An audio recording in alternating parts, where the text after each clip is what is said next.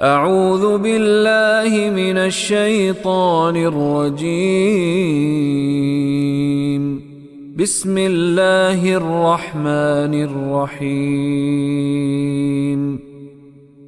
وما اہلکنا من قریۃ الا ولها کتاب معلوم وما اہلکنا من قریۃ الا ولها کتاب معلوم۔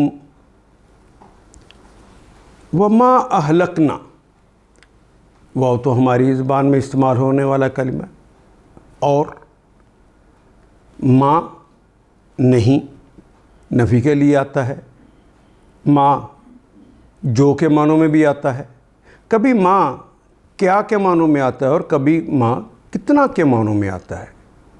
یہ بات ٹھیک ہے کہ ایک ہی جیسا کلمہ اور اس کے کتنے ہی معنی ہو گئے، لیکن ٹھیک ترجمہ کریں گے تو اردو ادب قبول کرے گا، ورنہ اردو ادب قبول ہی نہیں کرے گا، جملہ بنے گا ہی نہیں۔ تو پڑتال ہو جائے گی کہ ہم نے ٹھیک ترجمہ کیا ہے یا نہیں کیا، تو دوسرا کلمہ معنی بدل لیں۔ وما اہلکنا، ہلاکا یہلکو کہتے ہیں تو ہلاک ہوا، اہلکا کسی نے ہلاک کیا، اہلکا یہلکو، اہلکنا ہم نے ہلاک کر دیا، من سے، یہاں پر ما نہیں کریں گے تو دیکھیے جملہ ہی نہیں بن رہا۔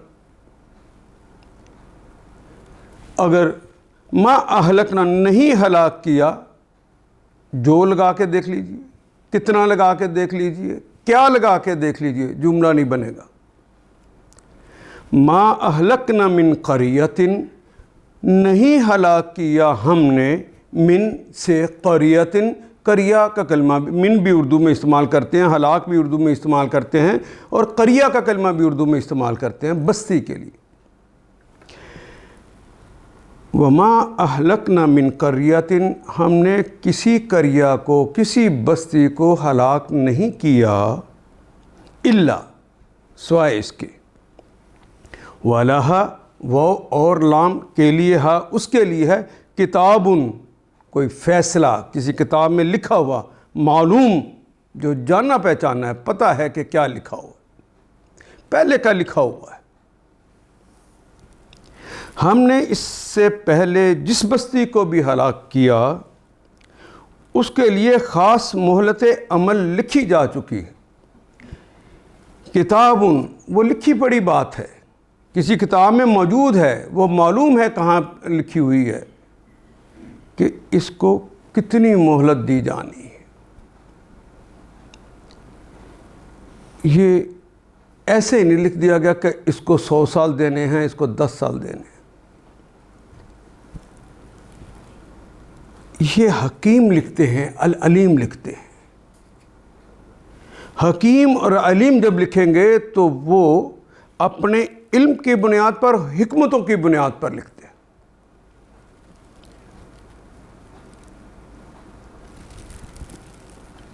کبھی اس سے مراد افراد کی موت بھی ہوتا ہے،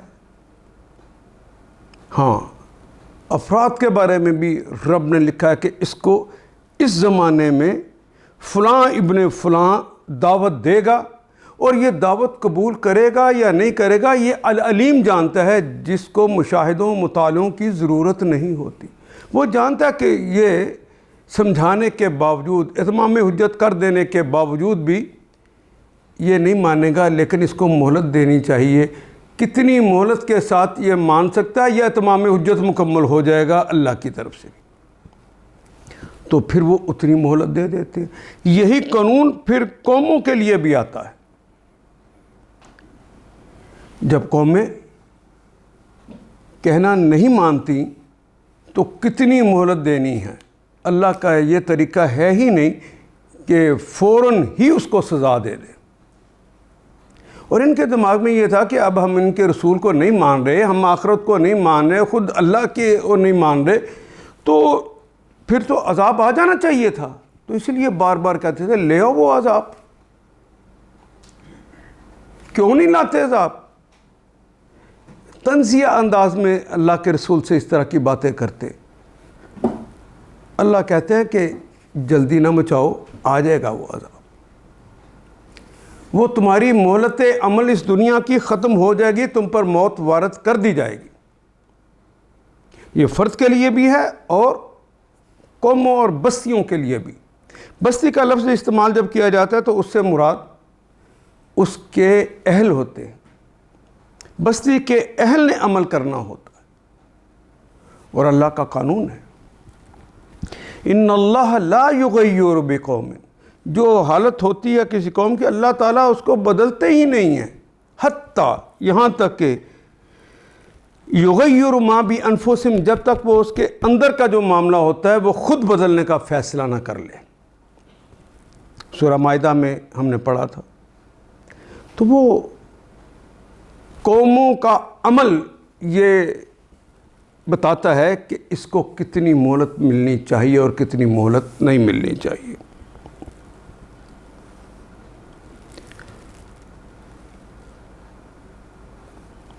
اگر کوئی قوم بڑی اچھی بھی جا رہی ہو اور پھر وہ اچھی قوم برے عمل کرنے لگ جائے تو تھوڑی مہلت دینے کے بعد اس کی عمر کو گھٹا دیا جاتا ہے. اب یہ آگے نہیں چلے گی اور فیصلہ لکھ دیا جاتا ہے ایک کتاب کے اندر کہ اس کے لیے اتنی مہلت کے بعد عذاب کا کون سا حصہ اس پر نازل ہوگا اور اس کو کس طرح تباہ کیا جائے گا. یہ جس طرح تباہ کیا جانا ہے اس کی بھی ایک سائنس ہوتی ہے کہ جس طرح کے جرائم ہوں گے ویسی سزا آئے گی. ایسے نہیں کہ ہر ایک کو زلزلے سے مار دیا جائے، ایسے نہیں کہ ہر ایک کو پانی کے اندر ڈبو کر مار دیا جائے، ایسے نہیں کہ کسی کے اندر جوؤں کا عذاب بھیج دیا جائے. نہیں، یہ مختلف انداز میں ہوتا ہے. جس طرح کے اعمال کیے ہوں گے، جس طرح کی اللہ کی مخالفت کی ہوگی اور جن جذبوں کے ساتھ کی ہوگی، سزائیں بھی اسی جذبوں کے ساتھ آئیں گی.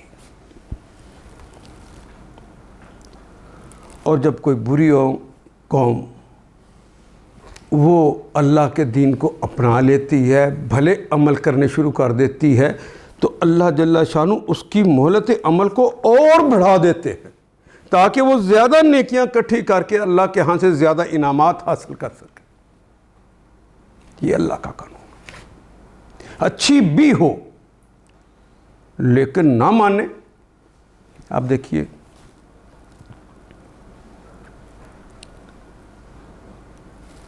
حوصلے سے اگر سن لیں گے تو شاید بات اندر اتر جائے. اچھی قوم کا کلمہ آتے ہی دماغ میں اس سے اچھی قوم ہو نہیں سکتی جس نے محمد رسول اللہ کے سامنے تربیت حاصل کی.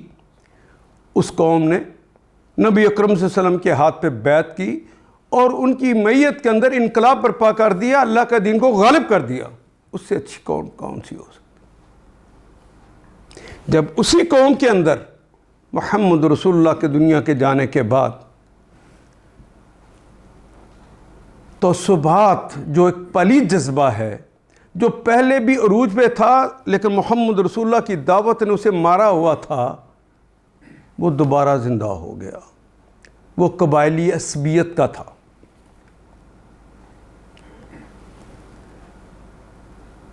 کہ میرا قبیلہ سب سے بڑا ہے، میرا قبیلہ سب سے مضبوط ہے، میرا قبیلہ سب سے عظیم ہے، میرے قبیلے کی روایات سب سے عظیم ہیں.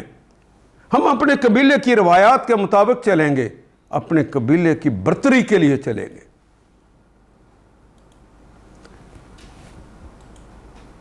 تو پھر دیکھا کہ اتنی عظیم قوم بھی کس طرح ڈکلائن پر آئی. 40 لاکھ مربع میل کے اندر، بلکہ اس سے آگے بڑھتے بڑھتے یہ حالت تو یہ ہو گئی کہ گھوڑے سمندر میں ڈالے ہوئے ہیں اور مجاہد کہہ رہے ہیں کہ اللہ اگر ہمیں پتا ہو کہ اس سمندر کے پار بھی لوگ موجود ہیں تو ہم تیری دعوت لے کر وہاں بھی پہنچے. کہ بحر ظلمات میں دوڑا دیے گھوڑے ہم. قلب فرانس تک جا کے جھنڈے لگائے, اسپین فتح کرے, سب کچھ فتح کر لیا, تو دنیا کی عظیم قوت بن گئی. پھر واپس کیسے پلٹی ہیں؟ میرے قبیلے کے آدمی کو چھوڑ کے اس قبیلے کے آدمی نے یہ کارنامہ کیا تو ان کا نام اونچا ہو جائے گا. بلاؤ محمد بن قاسم کو بھی واپس, اس کو بھی سزا دو. افریقہ میں جانے والوں کو بھی بلا لو واپس, ان کو بھی سزا دو. اور میں بہت قریب کی اگر بات کروں, اس نظام کو پلٹا کس نے تھا؟ جب محمد رسول اللہ اور اللہ کے بتائے ہوئے راستے کو چھوڑا اور اپنی عصبیتوں میں آ گئے کہ میں نے اپنے قبیلے کی برتری کرنی ہے. دیکھیے وہ مسلمہ کذاب کیا کہتا تھا. اسے پوچھا گیا کیا تو رسول اللہ صلی اللہ علیہ وسلم کو نبی نہیں مانتا؟ کہتا مانتا ہوں. کیا وہ سچے نبی نہیں ہیں؟ کہتا سچے نبی ہیں. پھر تو نے نبوت کا دعویٰ کیوں کر دیا؟ کہتا ہاشمیوں کے اندر نبی آ گیا تو ہمارے قبیلے میں تو نبی ہے ہی کوئی نہیں, تو پھر ہمارا قبیلہ پھر پیچھے رہ جائے. اپنے قبیلے کی خاطر, قبیلے میں سے کوئی غلط آدمی نکل آئے, وہ کھڑا ہو جائے تو سار نے اس لیے حمایت کرنی ہے کہ وہ میرے قبیلے کا ہے.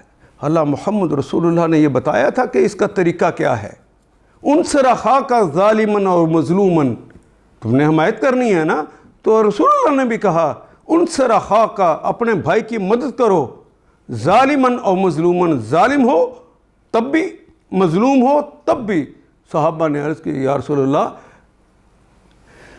مظلوم کی مدد تو سمجھ آتی ہے, ظالم کی مدد کیسے کی جائے؟ کہا اگر تمہارا بھائی ظلم کرنے لگے تو وہ تو اپنے آپ کو جہنم کا ایندھن بنا رہا ہے, اس کے ہاتھ پکڑ لو کہ وہ ظلم نہ کرنے پائے, اس کو روک دو.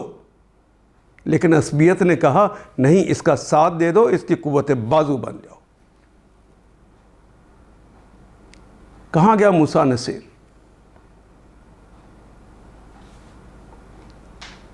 کہاں گیا محمد بن قاسم؟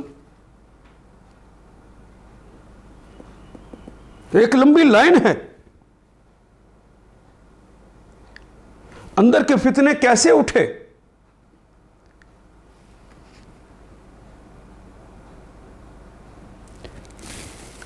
بہت اچھی قوم ہو تو اللہ کا طریقہ یہ ہے, اگر اس نے اپنے اندر تبدیلی پیدا کر لی ہے تو اللہ بھی اپنی مہلت کے اندر تبدیلی پیدا کرتے, اس کی مہلت کو گھٹا دیتے. بہت بری ہے, اس نے اپنے اعمال کے ذریعے ثابت کر دیا کہ وہ اچھا بننا چاہتے ہیں, تو اللہ جل شانہ نے ان کی مہلت عمل کو بڑھا دیا. ان اللہ لا یغیر ما بقوم حتی یغیر ما بانفسہم. یہ تو انسانوں کے بس میں اللہ نے چھوڑا ہوا ہے. کیا کرتے ہیں؟ یہ کوئی اچانک چیز آ جانے والی نہیں ہوتی, تمہارے ہاتھوں کی کمائی ہوتی.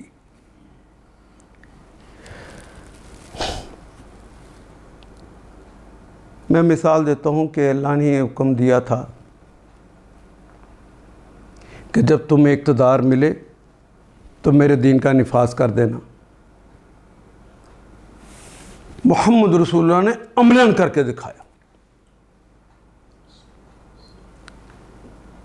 عصبیتوں نے اس قدر کام کیا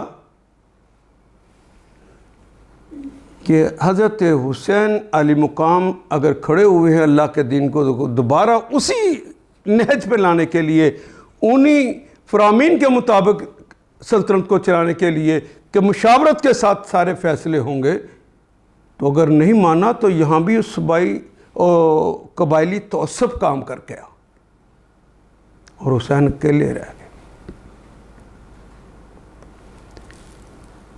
وہ دور ہو یا آج کا دور ہو, تعصب نے کام کیا کہ میری پارٹی کے لوگ ہیں, میں نے ان کی مدد کرنی ہے, میرا ابا اس پارٹی کا تھا, ہکذا وجدنا آباءنا, اپنے آباء و اجداد کو ہم نے ایسے ہی کرتے پایا تھا. یہ تو مشرکین مکہ کا قول تھا, یہی قول آج ہمارا ہے.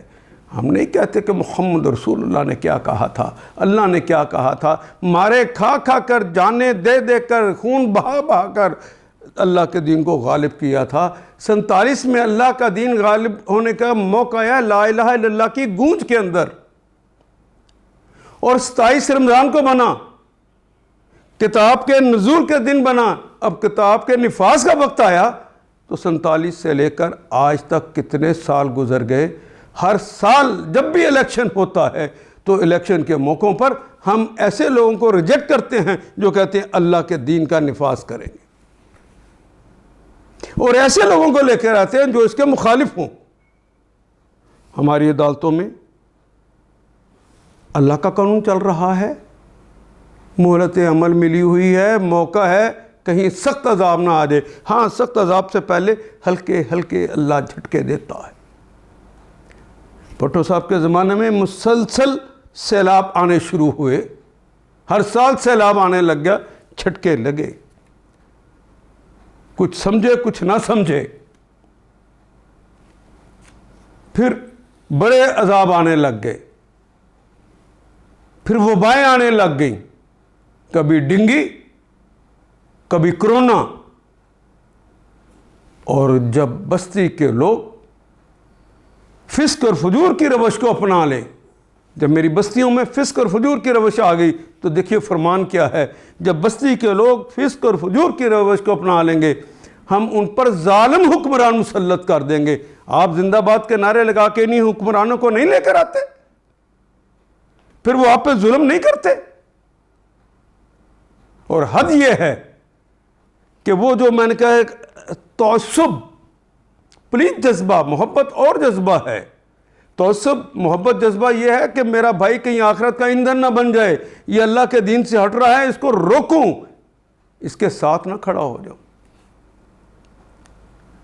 تو جس نے آ کے بھی اللہ کے دین کا نفاذ نہیں کیا، ہم نے تو اسی کا ساتھ دیا ہے اور ان کو نکو بنا کے رکھ دیا ہے بستیوں کے اندر جو لوگ اللہ کے دین کا نفاذ چاہتے ہیں۔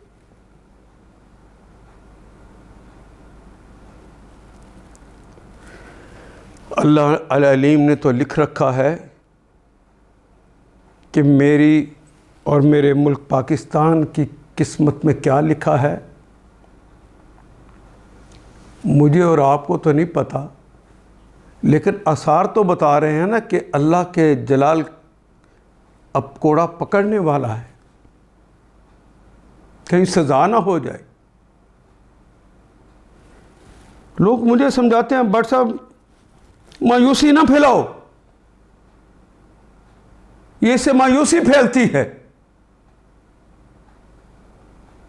ہم تو شروع سے کہتے چلے آ رہے ہیں، تو میں پوچھتا ہوں کیا بلکہ جذباتی ہو کے پھر سمجھاتے ہیں یہ پاکستان قائم رہنے کے لیے بنا ہے، اس کی بنیادوں میں شہیدوں کا لہو ہے، عصمتوں کا لہو ہے، قربانیاں اور جذبے ہیں اس کے بنیادوں میں۔ ہاں، یہ سب کچھ سچ ہے۔ مشرقی پاکستان بھی تو قائم رہنے کے لیے بنا تھا، کہاں ہے؟ کل کوئی مورخ یہ نہ لکھے کہ مغربی پاکستان بھی قائم رہنے کے لیے بنا تھا، کہاں ہے؟ ہوش کے ناخن لے لو، ابھی واپس پلٹ آؤ۔ کوئی چہیتا منہ چڑا نہیں ہوتا کہ جو مرضی کرتا رہے کہ اللہ کو پرواہ نہ ہو۔ ایک ایک کلمہ لکھا جا رہا ہے اور ہر شخص کے دونوں طرف افراد بیٹھے ہوئے ہیں، فرشتے بیٹھے ہوئے ہیں، وہ لکھ رہے ہیں فرد فرد کا۔ پھر جیسے جیسے جرائم کیے ہوں گے ویسی ویسی سزا پاؤ گے، اور آخرت کی سزائیں ابھی باقی ہوں گی۔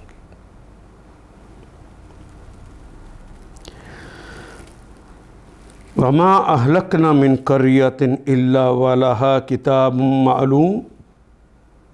فرشتے پوچھتے نہیں ہوں گے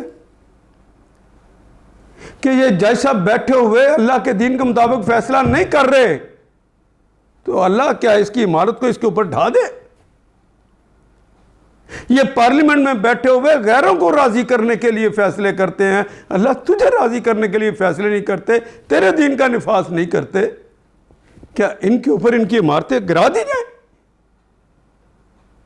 نہیں، اللہ نے کہا کتاب معلوم، سب کچھ لکھا ہوا ہے، اس سے پہلے ان سے نہیں چھیننی۔ اللہ کو پتہ ہے کب کرنا ہے۔ ما تسبق من أمة أجلها وما يستأخرون ما تسبق من امت اجلها وما یستاخرون، اسی بات کو کھول کے اللہ نے بتا دیا ہے۔ وما تسبق، ما تسبق، ما نہیں، تسبق تے جو شروع میں لگ گیا ہے، یہ تو امت کی بات ہو رہی ہے۔ امہ کا کلمہ چونکہ مؤنث ہے، مضارع اور مؤنث کی علامت کے طور پہ تا لگتا، وہ لگ گیا۔ باقی سبقت لے جانا تو اردو میں بھی استعمال کرتے ہیں۔ ما تسبق نہیں سبقت لے جاتی، من امتن، من سے امتن کوئی بھی امت، کوئی بھی قوم جلدی نہیں کر سکتی اجلہا اپنے وقت مقررہ کو۔ وہ چاہے کہ اب عذاب آ جائے یا اب کامیابی مل جائے تو نہیں، ایسا نہیں ہوتا، وہ لکھا ہوا ہے۔ وما یستاخرون، وہ اور ما نہیں، آخر کرنا، مؤخر کرنا تو اردو میں بھی استعمال کرتے ہیں، وہ انہوں تو جمع کی علامت ہے۔ نہ اپنے وقت مقررہ سے پہلے ہلاک ہوتی ہے، نہ اس کو اس کے بعد چھوٹ سکتی ہے، اس کو چھوڑا ہی نہیں جا سکتا، وقت مقررہ ہے۔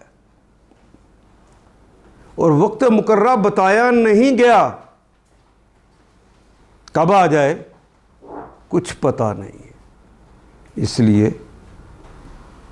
توبہ ٹھہر کے نہیں، ابھی سمجھ آئیے تو ابھی توبہ کر لیجیے۔ یہ بھی ایک سوال پیدا ہوتا ہے، ہم چند لوگ ہیں، ہم کیا کر سکتے ہیں؟ یہ جو فرد نے جو کیا ہوگا اور قوم نے جو کام کیا ہوگا، ہر ایک کا حساب ہوتا ہے۔ ایسا نہیں ہے کہ گھیوں کے ساتھ گن پھنس جائے۔ جب اللہ کا عذاب آتا ہے تو وہ لوگ جو اللہ کے دین کے لیے کام کر رہے ہوتے ہیں، جو اللہ کے فرشتے ان کے لکھ رہے ہوتے ہیں، وہ بھی ایک کتاب کے اندر لکھا ہوتا ہے، اور پھر اس کے بارے میں بھی فیصلہ اللہ نے اس کتاب کے اندر لکھ رکھا ہے کہ ہم نبی اور اس پر ایمان لانے والوں اور نیک عمل کرنے والوں کو بچا لیتے ہیں، چن کے بچا لیتے ہیں۔ اور پتھر بھی اوپر سے اللہ گرائے تو ہر پتھر کے اوپر جس کے اوپر باغی کا نام لکھا ہوتا ہے، جس کے اوپر اس نے جا کے لگنا ہوتا ہے، اس کے ساتھ ہی سالے کھڑا ہو تو سالے کو نہیں لگے گا، تالے کو ہی لگے گا۔ وہ پانی جو ریلے کی صورت میں آتا ہے، اسے پتہ ہے کس کو ڈبونا ہے اور کس کو نہیں ڈبونا، اس لیے کہ پانی نے صرف اطاعت کرنا سیکھا ہے، بغاوت کرنا اللہ سے نہیں سیکھی۔ سورج، چاند، ستارے، دنیا کی ہر قوت یہ اللہ کے جنود ہیں، اور اللہ کے جنود، اللہ کے لشکر اللہ کی خلاف ورزی نہیں کرتے۔ 1 کروڑ آدمی کھڑا ہو گناہ گار، اس کے اندر ایک بندہ مومن ہو، یہی بچے گا، سارے مریں گے، جس کا فیصلہ ہو گیا۔ وقالوا يا أيها الذي نزل عليه الذكر إنك لمجنون وقالوا يا أيها الذي نزل عليه الذكر إنك لمجنون،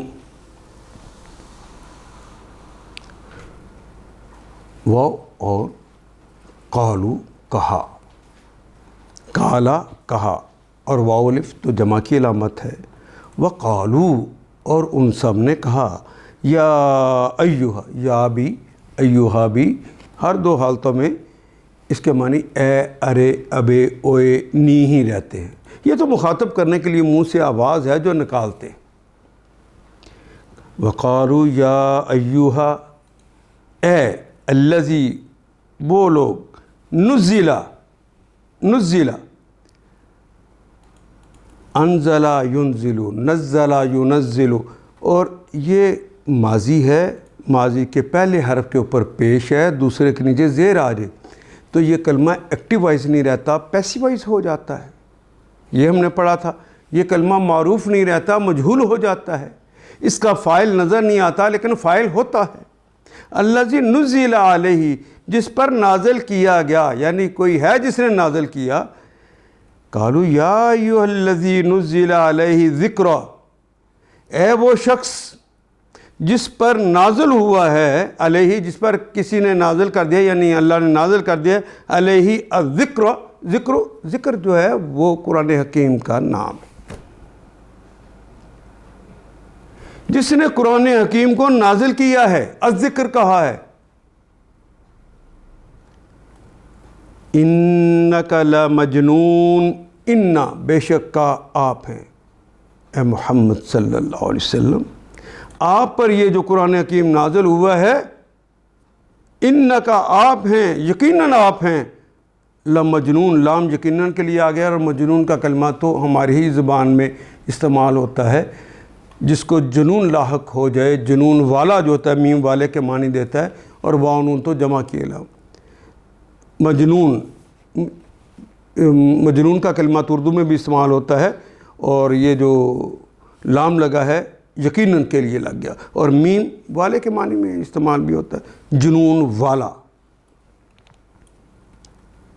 جو لوگ کہتے ہیں اے وہ شخص جس پر ذکر نازل ہوا ہے تو یقیناً دیوانہ ہے،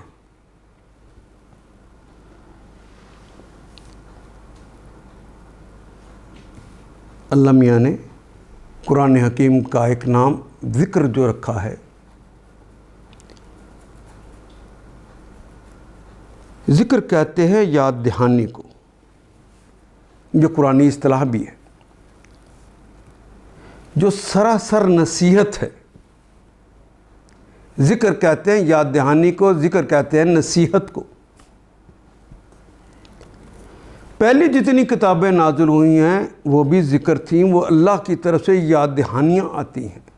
انبیاء کو بھیجا اس لیے جاتا ہے کہ یہ جو امت ہے کہیں بگڑ نہ جائے، اس کے حالات خراب نہ ہو جائے، ان کو ان کا سیدھا راستہ بتا دو کہ یہ تمہارا سیدھا راستہ ہے، ادھر چلو گے تو تمہیں اللہ کی خوشنودی، اللہ کے انعامات، اللہ کا پیار ملے گا۔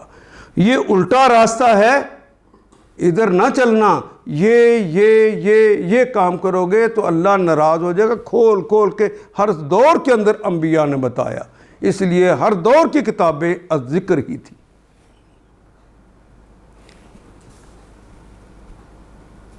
اور ذکر اس لیے بھی کہ جتنی پہلے اللہ کے دین کے حوالے سے باتیں نازل ہوئی ہیں، ان سب کا تذکرہ پھر اس کتاب میں ہوا ہے۔ تمام انبیاء توحید، رسالت، آخرت ہی کی باتیں کرتے آئے، یہاں بھی توحید، رسالت اور آخرت ہی کی باتیں ہو رہی ہیں۔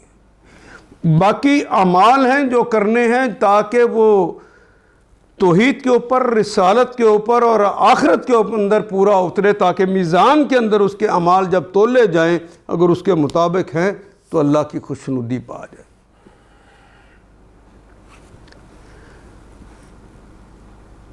پہلی قوموں کے ساتھ بھی ایسا ہوا، جب ان کے تولے گئے تو جب وہ بار بار سمجھایا گیا، بار بار کہا گیا، کہیں سائقہ، ایک کڑک نے آن کے پکڑ لیا، کہیں زمین کو ہلا کر رکھ دیا گیا، کہیں پانی میں ڈبو کے مار دیا گیا، کہیں پر اس طرح بارش ہوئی کہ آسمان سے پتھر برس گئے اور وہ امت تباہ ہو گئی۔ اور جن قوموں میں آتا ہے کہ ان پر ان کی چھتیں گری پڑی تھیں، تو وہ جب زلزلہ آتا ہے تو پہلے آدمیوں کے اوپر چھت گرتی ہے، پھر اس کی دیواریں ہوتی ہیں۔ تو بے شمار طریقوں سے، اور کبھی ایسا بھی ہوا کہ انہی انسانوں میں سے کوئی دشمن بنتا ہے اور وہ اس پہ چڑھ دوڑتا ہے اور اس کے علاقے پہ قبضہ کر لیتا ہے، اس کی عورتوں کی عصمتیں لوٹ لیتا ہے، اس کے مردوں کو قتل کر دیتا اور علاقے پہ قبضہ کر لیتا۔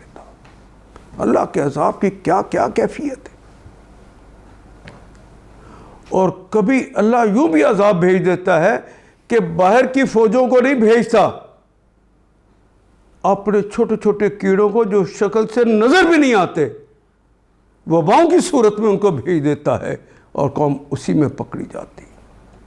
پورا یورپ، پوری امریکہ، پوری دنیا دیکھ لیجئے کرونا کے اندر کس طرح پکڑی گئی، اللہ کی بغاوت کے اوپر کھڑی، ایک آخری جھٹکے کا انتظار کر رہی.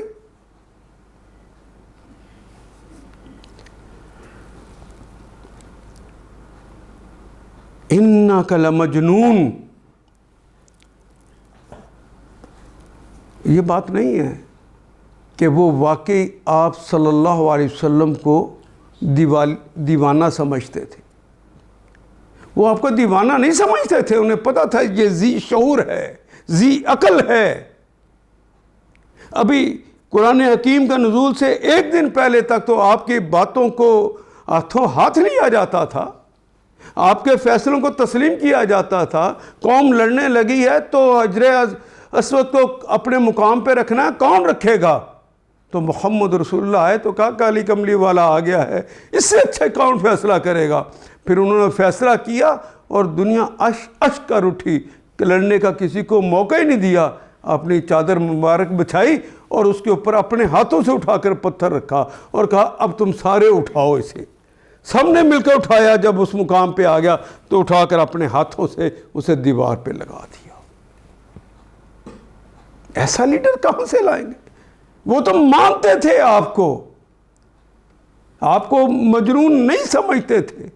وہ مجنون اس لیے کہتے تھے کہ دیکھ ساری دنیا، ہم سب لوگ جو ہیں وہ تو تیرے مخالف ہیں، کوئی تیرا حامی نہیں ہے. اگر حامی ہوئے بھی ہیں تو وہ ہمارے غلاموں میں سے چند لوگ ہو گئے ہیں. کیا تو اس کی بنیاد پر انقلاب کی باتیں سوچنے لگ گیا ہے؟ کیا اس بنیاد پہ تو غلبے کی باتیں سوچنے لگ گیا؟ کیا اس بنیاد پہ تو کہتا ہے کہ اللہ تیری پشت پر آ جائے گا؟ پھر اللہ نے کہا کہ ہاں تھوڑے بھی ہوں تو ہم ان کو زیادوں پہ غالب کر دیں گے. پھر تھوڑے زیادہ پر غالب ہوئے. لوگوں نے دیکھا کہاں چلا گیا ابو جہل ابو لہب؟ کہاں کھڑے ہیں ابو سفیان؟ ذرا دیکھیے تو صحیح.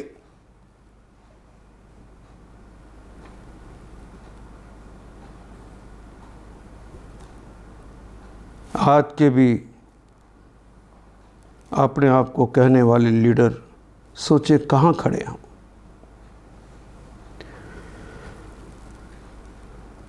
اور کہتے ہیں کہ وہ تو آپ کو زندگی کا طریقہ کرینہ سلیقہ سکھانے کے لیے آئے ہیں.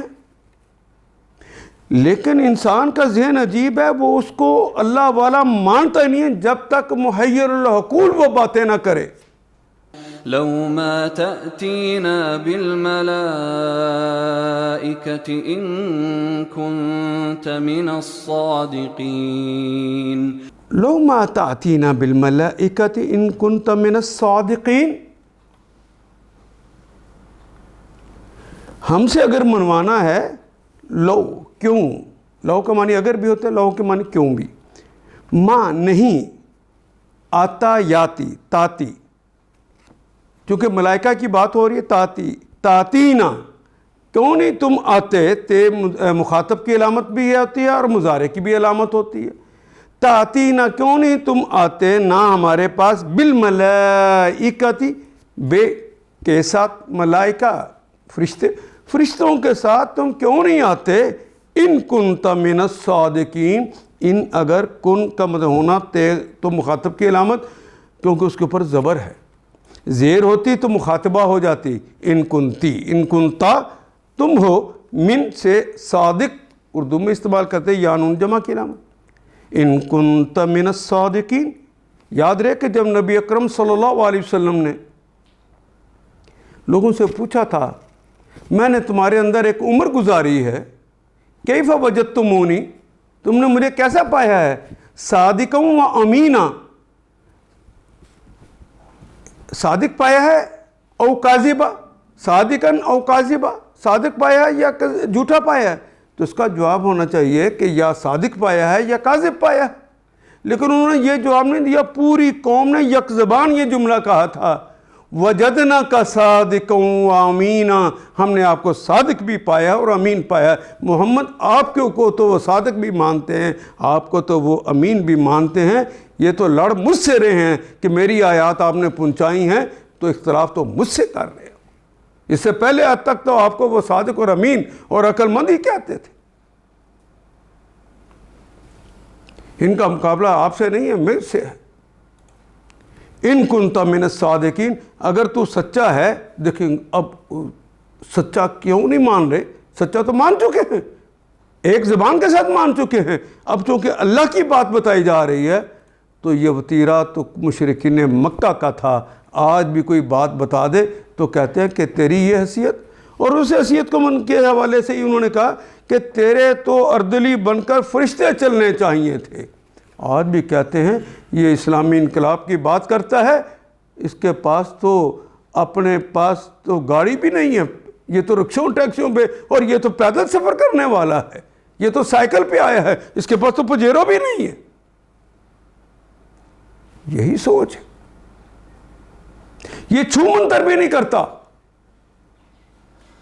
آج جو چھو منتر کر دے لوگ اس کے گرد اکٹھے ہو جاتے ہیں، وہ کہتے ہیں اللہ والے، جو اللہ کی بات سنا ہے اس سے دور۔ لوگوں کیا ہو گیا ہے؟ یہ تو مشرکین مکہ کی سنت تھی جو ہم ادا کر رہے ہیں۔ شیخ عبد القادر جیلانی علیہ رحمہ یاد آتے ہیں، انہوں نے اپنے پورے مہینے کو 3 حصوں میں تقسیم کر رکھا تھا۔ ایک حصے میں 10 دن دعوت دیتے تھے، جو دعوت کو قبول کرتا گھر آتا سیکھنے کے لیے تو 10 دن اسے دین سکھاتے بتاتے، جب وہ تسلیم کر لیتا تو وہ مان لیتا، پھر 10 دن تک اس کو تربیت کرتے۔ تو اس طرح انہوں نے تقسیم کر رکھتے۔ تو ایک دعوت پہ آنے والوں میں سے کچھ لوگوں نے کہا کہ ہم آپ کے ہاتھ پہ بیعت نہیں کریں گے، آپ کو نہیں مانیں گے۔ کہا کیوں؟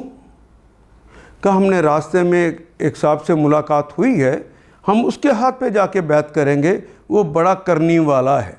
کیا کرتا ہے وہ؟ کہ وہ فضا میں اڑتا ہے اور پانی کے اوپر چلتا ہے۔ تو حضرت عبد القادر جیلانی علیہ رحمہ فرمانے لگے کہ دیکھو تم تو کہتے بڑا کرنی والا ہے، یہ میری بطخ دیکھو پانی کے اوپر چل رہی ہے، یہ کام تو میری بطخ بھی کر لیتی۔ چھوٹی سی چڑیا اور کوے کو بھی اللہ نے یہ قوت دے رکھی ہے کہ وہ فضا کے اندر اڑتا ہے، تو انسان ہو کے یہ چھوٹے سے کام کرے تو اسے بڑا سمجھتا ہے۔ سوچ کا انداز بدل جاتا ہے، جب اللہ داخل ہو جائے تو سوچ کا انداز لوگوں بدل جاتا ہے۔ اللہ کرے میرا اور آپ کا سوچ کا انداز بدل جائے، ہم بھی حضرت عبد القادر جیلانی کی طرح سوچنے والے بن جائیں۔ گدڑیوں میں لال ہوتے ہیں، لو ما تاتینا، کیوں نہیں ایسا ہوا کہ آتے تم بالملائکۃ فرشتوں کے ساتھ، ان کنت من الصادق، کوئی حیران کر دینے والی بات کرو، کوئی چھو منتر والی بات کرو، ہوا میں اڑنے والی کوئی بات کرو، پانی پر چلنے والی کوئی بات کرو، پھر ہم مانیں گے۔ پھر دجل کا جال پھیلانے والوں نے انہیں چل کر دکھایا، پھر انہوں نے ان کو مانا۔ نہیں ماننا تو اللہ کو نہیں ماننا، اور اس کے رسول کو نہیں ماننا، اور اللہ والوں کو نہیں ماننا۔ ما ننزل الملائكة إلا بالحق وما كانوا إذا منظرين۔ ما ننزل، ما نہیں، ننزل، نزل ینزل، تنزل، انزل، ننزل، ہم نازل نہیں کرتے، ہم اوپر سے نہیں اتارتے، الملائکۃ فرشتوں کو، ہم فرشتوں کو نہیں اتارتے الا بالحق کی، سوائے حق کے ساتھ، حق کے ساتھ اتارتے ہیں وہ، اور ماں نہیں کانوں ہیں وہ اذن تب منظرین مہلت دیے ہوئے. میم والے کے لیے آ گیا اور پہلے حرف کے اوپر پیش، تیسرے کے اوپر زبر آ گئی، تو یہ بھی منظر جس کو کسی نے مہلت دی ہو، یا نون جمع کی علامت آ گئی، اللہ نے جس کو مہلت دی ہو. ہم فرشتوں کو یوں ہی نہیں اتار دیا کرتے. کیوں؟ ما ننزل الملائکۃ الا بالحق. وہ جب اترتے ہیں تو حق کے ساتھ اترتے ہیں. حق کیا ہے؟ اللہ کا بندہ نیکی کے رستے پہ چلنا چاہتا ہے تو اس کے لیے رستے بنانا شروع کر دیتے ہیں، جس کو ہم توفیق کہتے ہیں. اللہ کے جنود اس کے لیے رستے ہموار کرنا شروع کر دیتے ہیں. اور اللہ کا باغی جب وہ اپنے برائی کے اوپر آتا ہے اور اس کی تمام حجت ہو جاتا ہے اور اس کی مہلت عمل ختم ہو جاتی ہے، تو اب جب آتے ہیں تو پوری قوت کے ساتھ آتے ہیں اور پھر انہیں تباہ کر دیتے ہیں. انہیں آ کے پھر دعوت نہیں دیتے کہ اب مسلمان ہو جو، اب میں نے پہاڑ تمہارے اوپر کھڑا کر دیا، اب مسلمان ہو. نہیں، ایسا فرشتہ نہیں کرتا. جب اترتے ہیں تو حق کے ساتھ اترتے ہیں اور پھر لوگوں کو مہلت نہیں دی جاتی. یہ آخری موقع ہوتا ہے.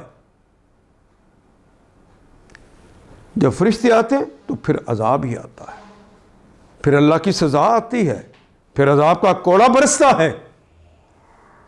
پھر تمہیں کوئی نہیں کہے گا کہ تم ایمان لے آؤ، اب تو مان لو. لیکن اگر تم مان بھی لو، جس طرح کے عذاب آیا فرعون اور اس کی آل پر، جب وہ پانی کے اندر ڈوبنے لگے تو انہوں نے کہا کہ اب تو ہمیں مرنا ہے. تو انہوں نے کہا کہ آمنت برب موسیٰ و ہارون، میں موسیٰ اور ہارون کے رب پر ایمان لاتا ہوں. تو اللہ نے کہا الآن ہیں، اب تو بات شاہد ہو گئی ہے. ایمان تو غیب کی حالت میں ہوتا ہے، شاہد کی حالت میں ایمان نہیں ہوتا. فرشتے اتر آئیں، تم انہیں دیکھ لو تو پھر تو تمہارا ایمان نہ رہا. ان آیات کو ایک دفعہ پھر تلاوت خود کیجیے، عربی و مبین پڑھتے ہوئے دیکھیے کیا بات پوری اندر اتر رہی ہے؟ کیا یہ اردو کے سانچے میں ڈھلتی گئی ہیں عبارتیں؟ اگر بات سمجھ آنی شروع ہو گئی تو الحمدللہ یہی ہمارا ہدف ہے اور یہ ہدف پورا ہو گیا. اللہ میرا اور آپ کا حامی و ناصر. الف لام